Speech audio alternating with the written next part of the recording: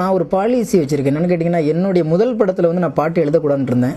ஏன்னு கேட்டிங்கன்னா, நானே எனக்கே எழுதி நானே டூயட் பாட்டு அப்படிங்கிறது. அதனால வேண்டி நான் வந்து எனக்கு பிடித்த கவிஞர்கள் முதல்ல வந்து இதில் வந்து புது கவிஞர்கள் 5 பேர்த்துக்கு அறிமுகப்படுத்தலாம்னு சொல்லும்போது என்னுடைய தயாரிப்பாளர் கொஞ்சம் பயந்தாங்க. நம்மளே வந்து புதுசாக இருக்கும், கவிஞர்களையும் புதுசாக இறக்க வேண்டாமேன்ட்டு. அப்புறம் பார்த்தேன், சினிமாவில் உள்ள எல்லா நடிகரும் எல்லா கவிஞரும் எனக்கு பிடித்தவர்கள் தான். அவர்களையும் எனக்கு மிகவும் பிடித்தவர்கள்னு பார்க்கும்போது எனக்கு வாலியா தான் எனக்கு கண்ணில் தெரிஞ்சார். அப்போ போய்ட்டு கேட்கும்போது எனக்கு ஒரு பாட்டு பண்ணி கொடுங்க, ஏன்னா நீயே ஒரு நல்ல பாடலாசிரியன், கண்டிப்பாக இருந்தாலும் உனக்கு நான் பண்ணி தரேன் அப்படின்னு சொல்லிட்டு என்னுடைய முதல் பாடல் பண்ணி கொடுத்தாங்க. அதற்கு பிறகு அன்போட கவிஞர்கள் எல்லாம் அண்ணன் சொல்லக்கூடிய அறிவுமதி அண்ணன் ஒரு பாட்டு பண்ணியிருக்காரு. நல்ல கவிஞனாக இருந்தும் வாய்ப்பு இல்லாமல் இன்றைக்கி போராடி கொண்டிருக்கிற டாக்டர் கிருதயா, அவருக்கு ஒரு பாட்டு கொடுத்துருக்கேன். வைரமுத்து சார்ட்ட ஒரு பாட்டுக்கு என்னால் வாங்க முடியல ஏதோ ஒரு சூழ்நிலையில், அதனால் ஒரு பாட்டு மட்டும் நான் எழுதியிருக்கேன். நிச்சயமாக வந்து இந்த படத்துக்கு தகுந்த பாடல்கள் இதில் அமைஞ்சிருக்கு. உயிரே உன் மௌனம் கொல்லுகின்றதே, வாய் திறந்து பேசிவிடு, வாழ்கின்றேன் என்னை மீறியே.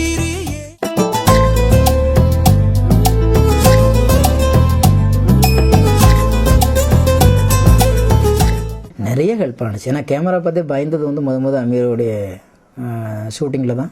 அதே மாதிரி எப்படி டைலாக் டெலிவரி எங்கே ஆரம்பிக்கணும், எங்கே விடணும், எவ்வளோ தூரம் நடக்கணும், அந்த ரேஷியோ வந்து கற்றுக் கொடுத்த முழுக்க அமீர் தான். அது வந்து இந்த படத்தில் நிறைய ஹெல்ப் பண்ணுச்சு. ஏன்னு கேட்டிங்கன்னா, அவர் வந்து பர்ஃபெக்ஷன்னா அவர் மாதிரி இதை அவர் படத்தில் நடிக்கும்போது முடியெல்லாம் வந்து ஸ்கேல் வச்சு அளந்து தான் வெட்டுவாங்க. அந்தளவுக்கு வந்து ஒரு இந்த ஷெட்யூலில் அப்படி தான் இருக்கணும், அப்படி தான் இருக்கணும். அந்தளவுக்கு ஒரு பர்ஃபெக்டாக என்னை வந்து அவர் ரெடி பண்ணதுனால தான் எந்த படத்தில் எனக்கு ரொம்ப ஈஸியாக தெரிஞ்சிச்சு. இல்லைன்னா வந்து இவ்வளோ ரிஸ்க் எடுத்துருக்க மாட்டேன், இவ்வளோ பெரிய நம்பிக்கை எனக்கு வந்திருக்காது.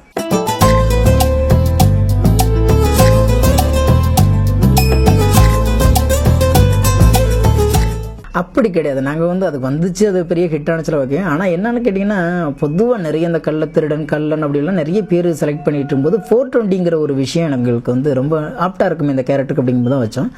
ஆனால் அதுக்கப்புறம் தான் நாங்கள் யோசிச்சோம், இல்லை ஏற்கனவே இந்தியில் வந்து ஒரு மிகப்பெரிய ஹிட் ஆகிருக்கல அப்படின்னு நினச்சோம். சரி, ஹிட் ஃபார்முலா தானே, வச்சா பரவாயில்ல அப்படின்னு. ஆனால் அந்த கதைக்கும் இந்த கதைக்கும் எந்த சம்மந்தமும் இல்லை. இன்னும் சொல்ல போனால் அட்வென்ச்சர் ஃபிலிம் வந்து தமிழில் ரொம்ப குறைவான படங்கள் தான் வந்துட்டுருக்கு. அந்த வகையில் இது ஒரு அட்வென்ச்சர் ஃபிலிம், ஆக்ஷன் ஃபிலிம், ஒரு குட்டி ஜேம்ஸ் பாண்டு படம் பார்த்தது மாதிரி உங்களுக்கு தோணும். இது ஏன் படம்னு சொல்லலை, படம் பார்த்த எல்லோரும் அதுதான் சொல்கிறாங்க. ப்ரிவ்யூ பார்த்த எல்லாருமே பாருங்கள், உங்களுக்கு பிடிக்கும்.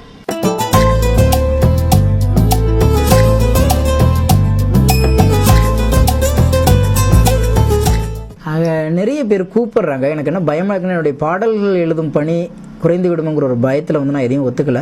இந்த படம் ரிலீஸுக்கு அப்புறம் தான் சைன் பண்ண போகிறேன். ஆனால் நானும் என் டைரக்டரும் தொடர்ந்து படம் பண்ணணுங்கிற எண்ணத்தில் இருந்துகிட்ருக்கோம். அவர் எனக்குன்னு முத பண்ண நினச்ச படம் வந்து அச்சம் தவிர்னு சொல்லி 12 கோடி ரூபாய் செலவில். நான் தான் சொன்னேன், அவ்வளோ இது ரிஸ்க் எடுக்க வேண்டாம், ஒரு நல்ல படம், ஒரு சின்ன படம் மூலம் பண்ணிவிடுவோம், அதுக்கப்புறம் நம்ம வந்து அடுத்த படத்தில் இறங்கலான் இருக்கோம். கிட்டத்தட்ட உதவி இயக்குநர்கள் ஒரு 40 பேர்த்துக்கு மேலே எனக்கு கதை சொல்லியிருக்காங்க. ரொம்ப ஆச்சரியமாக இருக்குது. என்னையும் நம்பி சினிமாவில் நிறைய பேர் வந்து கதை சொல்ல வர்றாங்க. எனவே இந்த படம் அந்த நம்பிக்கையெல்லாம் நிறைவேற்றினால் தொடர்ந்து நடிப்பேன்.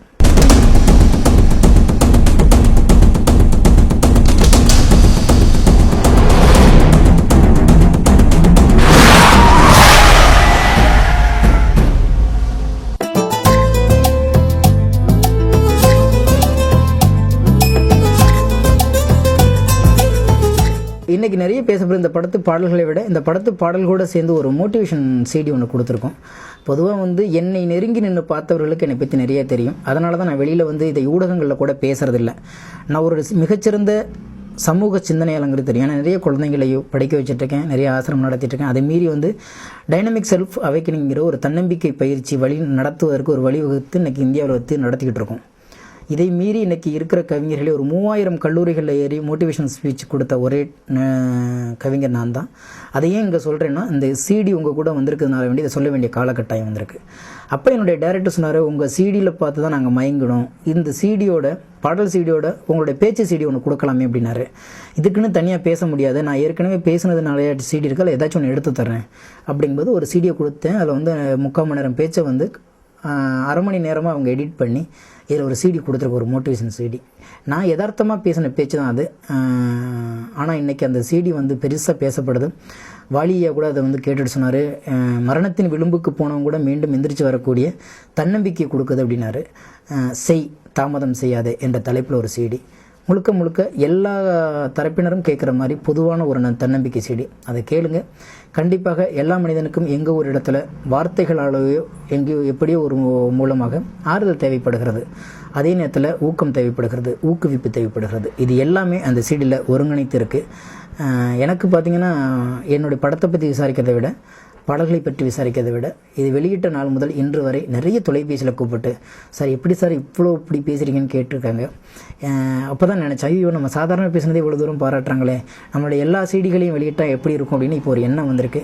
மேபி பார்க்கலாம். ஏன்னா வளரும் போதே வளர வேண்டிய தலைமுறைகளை வளர்ப்பது என்பது வளரும் தலைமுறைகளின் பொறுப்பாகிறது. அதை தான் இந்த சீடியில் நான் செஞ்சுருக்கேன். கேளுங்க, பிடிக்கும்.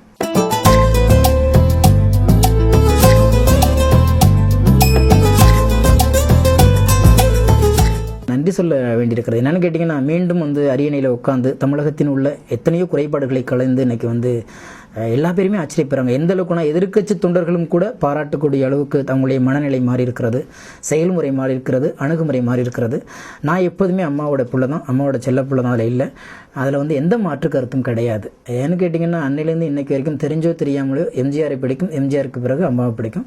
இப்படித்தான் வாழ்ந்துட்டுருக்கோம். எந்த நேரத்திலையும் கவிஞர்கள் எல்லாம் வேறுபுறம் சாயும் போது கூட இன்னும் வரைக்கும் எந்த புறமும் சாயாமல் நடுநிலைமையோடு மட்டும் இல்லாமல் எனக்கு பிடித்த கொள்கையோடு இருக்கிற ஒரே கவிஞராக நான் இருக்கிறேன் அப்படிங்கிற ரொம்ப சந்தோஷமாக இருக்குது.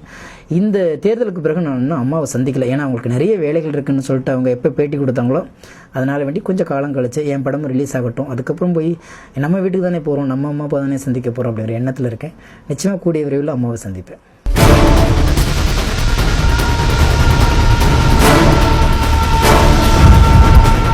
ஜெயிக்கணும், தினம் தினம் ஜெயிக்கணும்.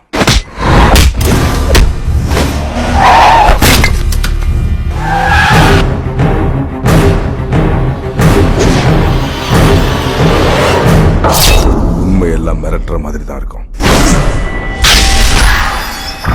பயப்படுறவன் மட்டும்தான் வாழ முடியும்.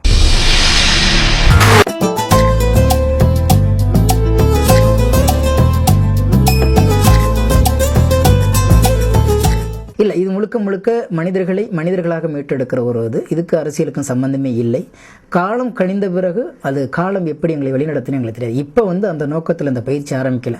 குறைந்தபட்சம் மலேசியாவில் ஒரு 1.5 லட்சம் பேர், இந்தியாவில் ஒரு 50,000 பேர், அதே மாதிரி இப்போ சிங்கப்பூரில் ஒரு 50,000 பேர், எல்லாருமே படித்தவர்கள், பேரறிஞர்கள், IAS IPS அதிகாரிகள், இப்படி எல்லா தரப்பிலும் கலந்திருக்கிறார்கள். நிச்சயமாக ஒரு அரசாங்கம் எடுத்து நடத்த வேண்டிய பயிற்சியை நாங்கள் நடத்தி கொண்டிருக்கிறோம். அது காலப்போக்கில் தெரியும். பல்வேறு விமர்சனத்துக்கு பிறகும் இதை தொடர்ந்து கொண்டிருப்பதற்கான காரணம், சிநேகன் தனக்கு கிடைத்த புகழையும் பணத்தையும் அவன் மட்டுமே பயன்படுத்தி கொண்டிருந்தால் சிநேகன் மட்டுமே சிறப்பாக இருந்திருப்பான். அதை மீறி எனக்கு கிடைத்த வாய்ப்பு இந்த தலைமுறைக்கு கிடைக்க வேண்டும் என்பதனாலேயே இந்த பயிற்சியை இங்கே கொண்டாந்து நடத்த என்னுடைய மாஸ்டர் அழைச்சிட்டு நடத்துகிறேன்னா இன்றைக்கி குறைந்தபட்சம் ஒரு 10,000 குடும்பம் இந்தியாவில் சந்தோஷமாக இருக்காங்க. இந்த பெருமை எனக்கு ரொம்ப பெருசாக இருக்குது. அதனால் வேண்டி இது அரசியல் நோக்கமான அல்ல, ஒரு நல்ல வாழ்வியலுக்கான முற்போக்குக்கான சிந்தனை தானே தவிர அரசியல் நோக்கம் அல்ல.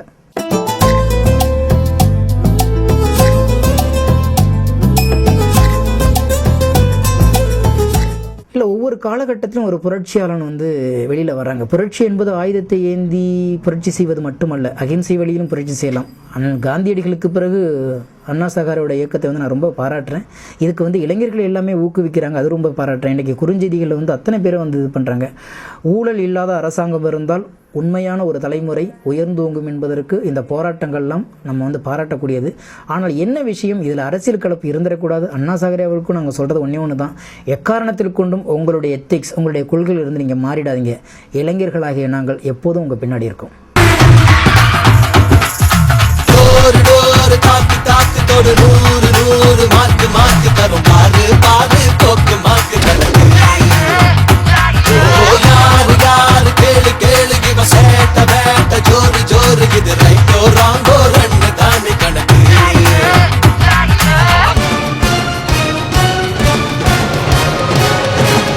இன்னும் ஒரு மாசத்துக்கு தமிழ்நாட்டோட பொழுதுபோக்கே நாம தான். இவ்வளோ நேரம் எத்தனையோ விஷயங்களை நான் பகிர்ந்துருக்கிறேன். எல்லாத்துக்கும் எல்லா விஷயமும் பிடிக்கணுங்கிற கட்டாயம்லாம் கிடையாது. எனக்கு பிடிச்சதை மனசு திறந்து பேசியிருக்கிறேன். உங்களுக்கு பிடிச்சதை ஏற்றுக்குங்க, பிடிக்காத விட்டுருங்க. எப்போதும் உங்களோடும் பெகினட்ஸோடும் நான் எப்போதுமே கை கூத்துட்ருப்பேன். இது வரைக்கும் கேட்டு ஆதரவு கொடுத்த எல்லாத்துக்கும் மீண்டும் ஒரு முறை நன்றி, வாழ்த்துக்கள்.